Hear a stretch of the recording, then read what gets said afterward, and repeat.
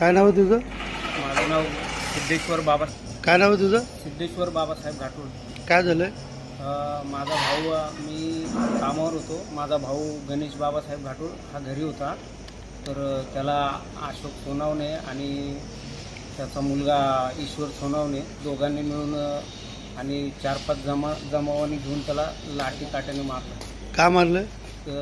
काय तर डीजेचं गाणं वाजवत होता त्याचा मुलगा आणि तो वडिलांनी दोघं डीजेचे गाणे वाजवत होते आणि त्याला विरोध केला म्हणून त्याला संध्याकाळी मारलं त्यांनी. कोण वाजवत होतं गाणं? ईश्वर सोनवणे आणि त्याचा वडील अशोक सोनवणे.